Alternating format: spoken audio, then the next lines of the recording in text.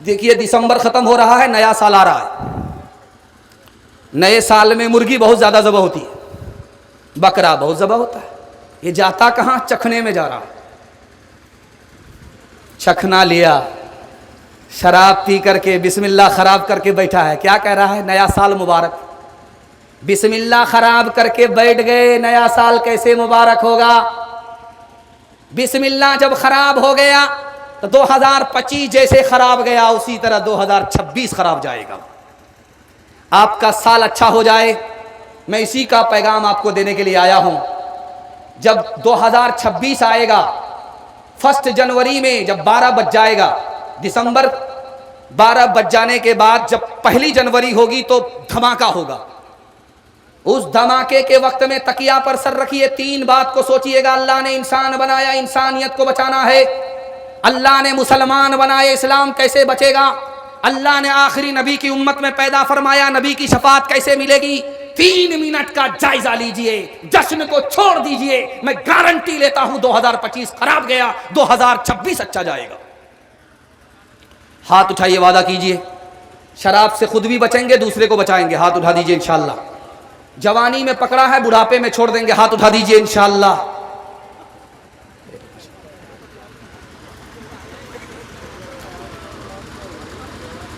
बाप ने बेटा से कहा, बेटा तुम दारू नहीं पीते हो, दारू पीने वाले के साथ मत बैठना। तुम जुआ नहीं खेलते हो, जुआ खेलने वाले के साथ मत बैठना। तुम जिना नहीं करते हो, जिनाकार के साथ मत बैठना। कब तक बचोगे? आग से तो बच जाओगे, धुआं से नहीं बचोगे। शराब नहीं पीते हो, शराबी के साथ मत बैठना। जुआ नहीं खेलते, जुआरी के साथ मत बैठना। जिना नहीं करते, जिनाकार के साथ मत बैठना। बेटे को जोश था, होश नहीं था, बाप से खफा होकर के कहता है, अब्बा मेरे पीछे आप पड़े हुए हैं, मैं अच्छा हूं अपनी जगह, वो खराब है अपनी जगह, क्या फर्क पड़ता है? बाप को समझ में आया, इसको समझाना पड़ेगा, ऐसे नहीं समझेगा। बाप ने कहा, गिरवा चौक जाओ, 1 पेटी सेब खरीद करके लाओ। जब बेटा गया गिरवा चौक, 1 पेटी सेब लेकर के आया तो बाप ने कहा, खोल करके देखो कोई सेब सड़ा हुआ तो नहीं है। बेटे ने जब खोल करके देखा तो सब सेब सलामत थे, 1 सेब सड़ा हुआ था। जब बेटा उसको निकाल करके फेंकने लगा तो बाप ने कहा, वो खराब है अपनी जगह, ये सही है अपनी जगह, फेंकने की जरूरत नहीं है। पेटी को बंद करो, 3 दिन के बाद देखना। 3 दिन के बाद जब बेटे ने पेटी को खोला, पूरी पेटी सड़ गई। अब बाप ने मौके का चौका मारा, तुम तो कहते थे वो खराब है अपनी जगह, ये सही है अपनी जगह। बेटा, 1 सेब ने पूरी पेटी को सड़ा दिया। एक खराब आदमी पूरे खानदान को खराब कर देता है। हाथ उठाइए, वादा कीजिए, खुद भी दारू से बचेंगे, पूरे समाज को दारू से बचाएंगे इंशाअल्लाह। गिलासों में जो डूबे फिर न उभरे, जिंदगानी में हजारों बह गए इन बोतलों के बंद पानी में। न कर बर्बाद अपनी जिंदगी बोतल के दीवाने, वो काटेगा बुढ़ापे में जो बोता है जवानी में। ये दारू का पियाला मौत का कड़वा पियाला है, ये दारू का पियाला मौत का कड़वा पियाला है। मिला है जहर शरबत में, छुपी है आग पानी में। मिला है जहर शरबत में, छुपी है आग पानी में। माशाअल्लाह, खरैया के लोग, इतना बड़ा जलसा, कितनी बड़ी मेहनत, कितने बड़े हौसले के साथ आपने किया है। मैं इस जलसे के वास्ते आपके वास्ते दुआ करता हूं, अल्लाह हमारे जवानों को 3 दूनी रात चौगुनी तरक्की से मालामाल फरमाए। आप लोग आंख फाड़ फाड़ करके मुझको ऐसे देख रहे हैं, मुझको डर लगता है कि कहीं आपकी नजर न लग जाए, लेकिन मैं भी चालाक आदमी हूं। काली पगड़ी बांध करके आया। ध्यान से सुनिएगा, यह आखिरी जलसा है, आखिरी पैगाम है मर्दों के हवाले से। उसके बाद औरतों के हवाले से मुझे सिर्फ 2 पैगाम देने हैं। 5 मिनट में मेरे हिस्से का जलसा मुकम्मल हो रहा है, सो करके सुनेंगे, हाथ उठाइए इंशाअल्लाह। चलने दीजिए, 12 बज जाने के बाद हम जब अपनी जगह पर नहीं है तो आप कहां रहेंगे। रांची में भी ऐलान हुआ रमजान में, पटना में भी ऐलान हुआ रमजान में, कलकत्ता में भी ऐलान हुआ रमजान में, अलविदा जुमा में। रांची में क्या ऐलान हुआ उसको सुनाता हूं, पैगाम को खत्म करता हूं। घर से आदमी तरक्की करता है, घर से आदमी बर्बाद होता है। घर का झगड़ा अगर घर में खत्म हो जाए, तरक्की के आसमान को छू लेता है। घर का झगड़ा अगर घर से निकल करके अदालत में पहुंचा, बर्बादी के गड्ढे में इंसान पहुंच जाता है। अलविदा जुमा में इमाम साहब ने माइक लेकर के ऐलान किया, लोगों ऐलान सुनो, अलविदा जुमा है। ईद की नमाज 7:30 बजे ईदगाह में होगी, ईद की नमाज 8:30 बजे ईदगाह में होगी, ईद की नमाज 9:30 बजे ईदगाह में होगी। तो एक आदमी खफा होकर के खड़ा हुआ, इमाम साहब ऐलान वापिस लो, अगर ईदगाह में पढ़ोगे मैं कभी नहीं पढ़ूंगा, मस्जिद में पढ़ोगे तुम्हारे साथ पढ़ूंगा। तो इमाम साहब के पैर के नीचे से जमीन निकल गई। बुलाया, क्यों भाई क्या परेशानी है तुमको? ईद की नमाज है, जुमा की नमाज नहीं है। ईद की नमाज ईदगाह में पढ़ी जाती है, तुमको क्या परेशानी? तो वो खफा होकर के कहता, परेशानी मेरे भाई का 10 साल से केस चल रहा है, वो मनहूस ईदगाह में पढ़ता है, उस मनहूस के साथ मैं कभी नहीं पढ़ूंगा। तो इमाम साहब को समझ में आ गया इसके भाई का झगड़ा है, हल कर देते हैं। तो इमाम साहब ने कहा, परेशान क्यों होते हैं, तुम्हारा झगड़ा मिनट में हल कर देते हैं। तुम भी ईदगाह में नमाज पढ़ना, वो भी ईदगाह में नमाज पढ़ेगा, वो एक किनारे नमाज पढ़ेगा, तुम एक किनारे नमाज पढ़ना। जब नमाज खत्म हो जाएगी वो अलग रास्ते से चला जाएगा, तुम अलग रास्ते से चले जाओगे, सांप भी मर गया, लाठी भी न टूटी। तो खफा होकर के कहता है कि आप एक किनारे की बात करते हो, अगर मुझे पता चल गया कि मेरा भाई जन्नत में गया है तो मैं जन्नत में भी नहीं जाऊं। ये रोटा में मड़वाड़ी है, मुसलमान है, मुसलमान जमीन बेच रहा है, मड़वाड़ी खरीद रहा है। क्यों भाई? 2 वजह से। आंख से पट्टी हटा रहा हूं, अकल का नाखून लेने के लिए कह रहा हूं, अभी वक्त नहीं गया, बर्बादी को हम बचा सकते हैं। ध्यान से सुनिएगा, मौलाना वली रहमानी अल्लाह को प्यारे हो गए, उन्होंने किताब लिखी अदलिया और समाज। अल्लाह से दुआ कीजिए अल्लाह उनकी कब्र को नूर से भर दे। रौटा में मड़वाड़ी मुसलमान की जमीन खरीद रहा है, मुसलमान बेच रहा है, मड़वाड़ी खरीद रहा है, मुसलमान बर्बाद है, मड़वाड़ी तरक्की के आसमान में है। 2 वजह से। उन्होंने कहा कि वकील से जाकर के पूछो, कोर्ट में जाकर के वकील से पूछो, डिस्ट्रिक्ट कोर्ट में जाओ, हाई कोर्ट में जाओ, सुप्रीम कोर्ट में जाओ, वकील के सीने पर हाथ रख करके पूछो, मड़वाड़ी का केस आता है, वो सीना ठोक करके बोलेगा आता ही नहीं। क्यों भाई, मड़वाड़ी का झगड़ा नहीं होता? तो उनका कहना है झगड़ा तो होता है, घर में हल हो जाता है, अदालत में जाता ही नहीं है। सुभान अल्लाह। और मुसलमान का झगड़ा घर में हल होता ही नहीं है, अदालत में जाता है। डोरी एक्ट का मुकदमा मुसलमान का 2011 में कितनी तादाद में आया?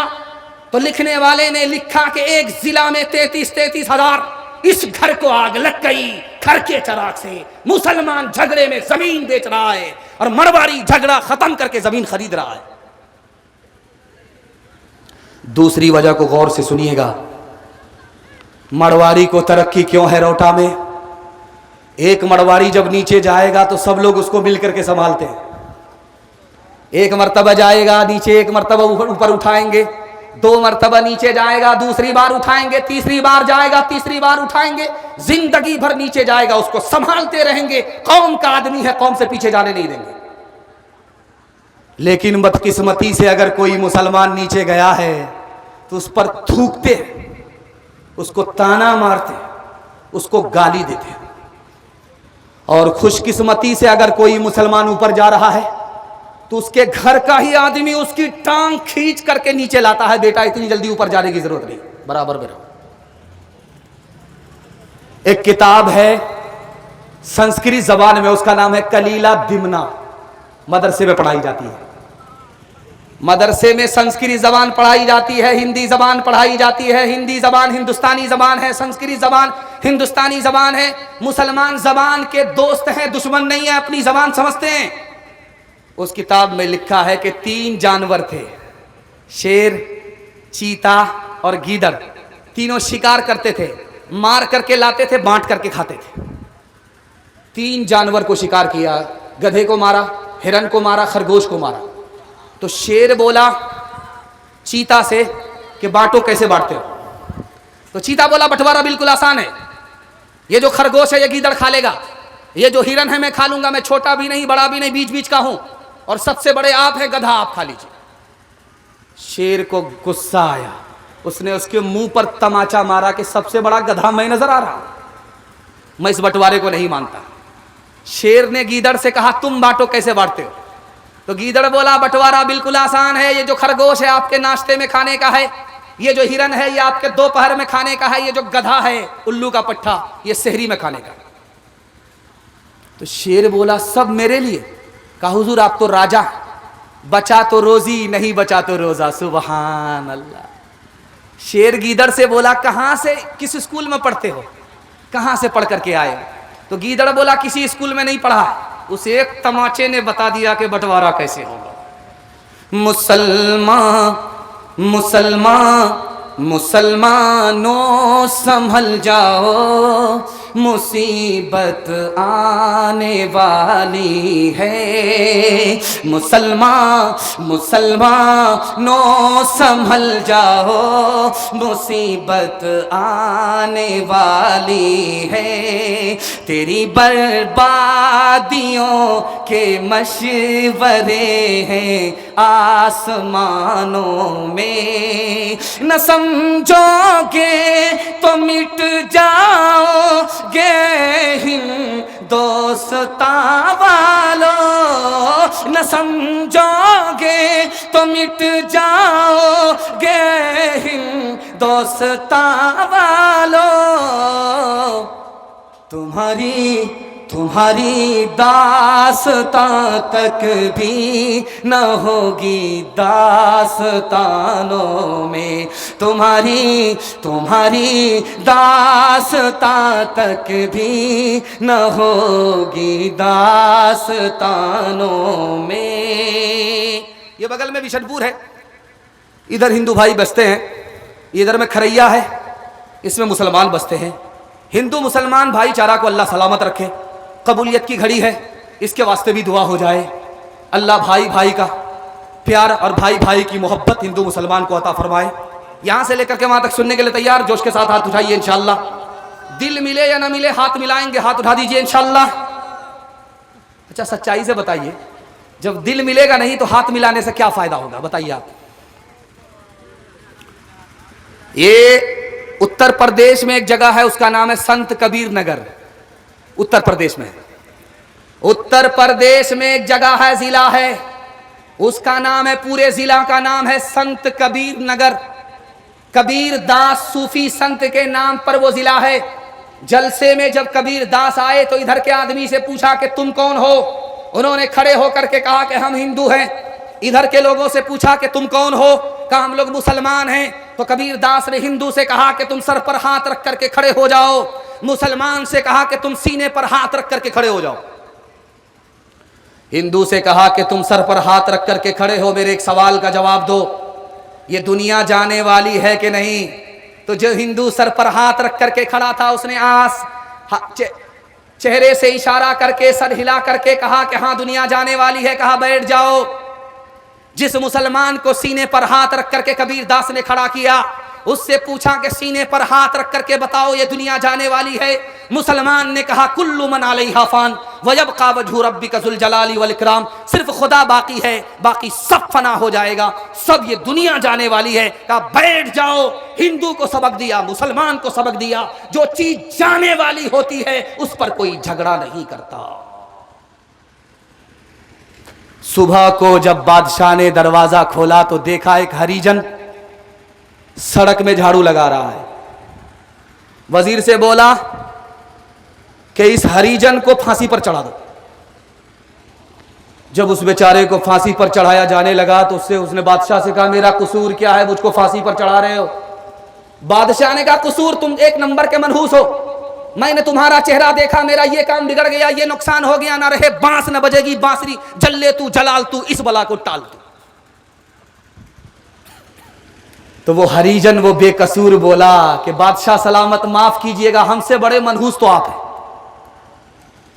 तो बादशाह के पैर के नीचे से जमीन निकल गई। बादशाह ने कहा मैं कैसे मनहूस हूं? कहा आपने मेरे चेहरे को देखा, मैंने आपके चेहरे को देखा, मैंने आपके चेहरे को देखा, आपने मेरे चेहरे को देखा। आपने जब मेरे चेहरे को देखा तो आपके जहान का नुकसान है, जान सलामत है, लेकिन जब मैंने आपके चेहरे को देखा तो मेरी जान तक जा रही है। अब बताओ कि मनहूस तुम हो या मनहूस हम हैं? ईश्वर अल्लाह तेरे नाम सबको सन्मति दे भगवान, इस धरती पे बसने वाले सब हैं तेरी गोद के पाले, सब हैं तेरी गोद के पाले, कोई नीच न कोई महान, सबको सन्मति दे भगवान। जन्म का कोई मोल नहीं है, जन्म मनुष्य का तौल नहीं है, जन्म मनुष्य का तौल नहीं है, करम से है सब की पहचान, सबको सन्मति दे भगवान। मर्दों के हवाले से पैगाम खत्म हो गया, औरतों के हवाले से सिर्फ 2 पैगाम। यहां से लेकर के वहां तक सुनने के लिए तैयार? जोश के साथ हाथ उठाइए। बहन से ज्यादा साली पर मेहरबान। बहुत चालाक बनते थे आप लोग। पहला सवाल हम राइट करते थे, दूसरा सवाल हम रॉन्ग करते थे। इस बार मैंने पैतरा ही बदल दिया, पहला ही सवाल हमने रॉन्ग कर दिया। ध्यान से सुनिएगा, तेजी के साथ निकल जाएगा। 4 महीना शादी को हुए, औरत को बच्चा हो गया। अब औरत घबरा करके शौहर से कहती इतनी जल्दी बच्चा हो गया, इसका क्या नाम रखें?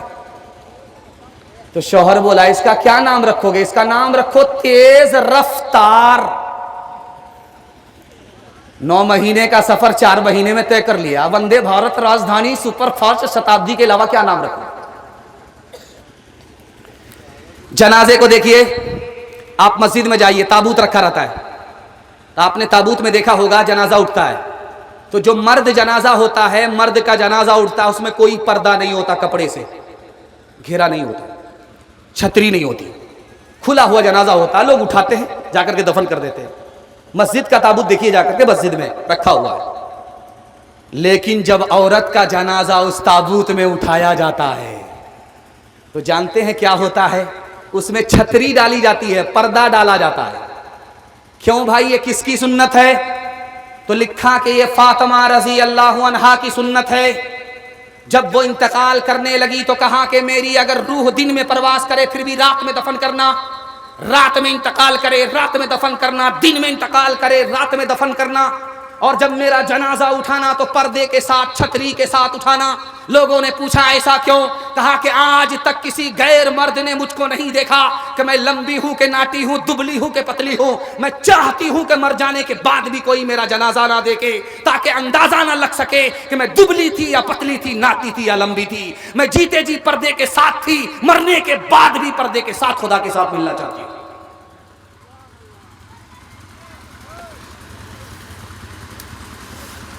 सिनेमा हॉल में औरत बैठी है कुर्सी पर, इधर एक कुर्सी खाली है, इधर एक कुर्सी खाली है। एक मन चला जवान आकर के बोला मैडम ये कुर्सी खाली आपकी है? कहा कि हाँ। कहा खाली है, मैं बैठ जाऊं? कहा बैठ जाओ। वो जवान बोला कि आपकी ये कुर्सी किसके लिए बुक की? ये कुर्सी खाली है, वो कुर्सी खाली है, एक आदमी और 3-3 सीट आपने बुक कराई।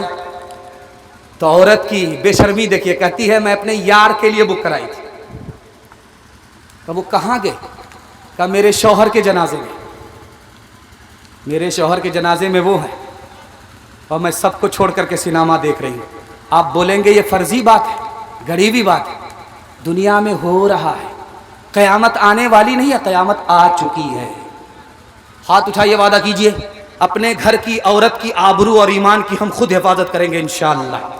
वो हया की, वो हया की, वो हया की खूबसूरत एक परी है फातिमा, इसलिए तो